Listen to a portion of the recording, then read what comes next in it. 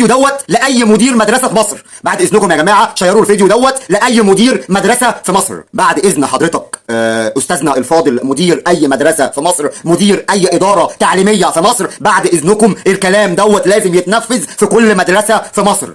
لازم في الاذاعه المدرسيه صلى الله على محمد كل مدير مدرسه يا جماعه يقول كالاتي: الطلبه والطالبات اولادي واخواتي، الطلبه والطالبات اولادي واخواتي، انتم هنا في بيتكم التاني، انتوا هنا في بيتكم التاني، هنا امن وامان ليكم زي بيتكم بالظبط.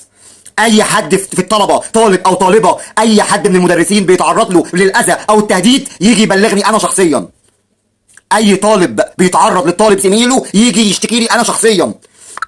اي حد عنده مشكله من اي مدرس او مدرسه يجي يشتكي لي انا شخصيا.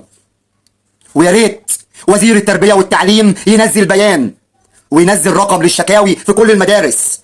اي حد عنده مشكله يبعتها حتى على الواتس، ويخلي موظف او موظفين اتنين في الدوله، ولو حد لقى شكوى فيها مشكله زي ديت يتم التحقيق فيها فورا.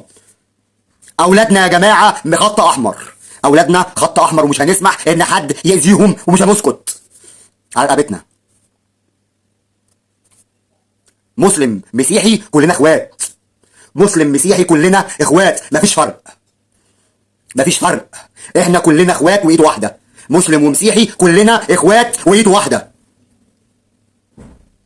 مفيش مسلم ومفيش مسيحي، احنا كلنا واحد، احنا مش هنفرقها.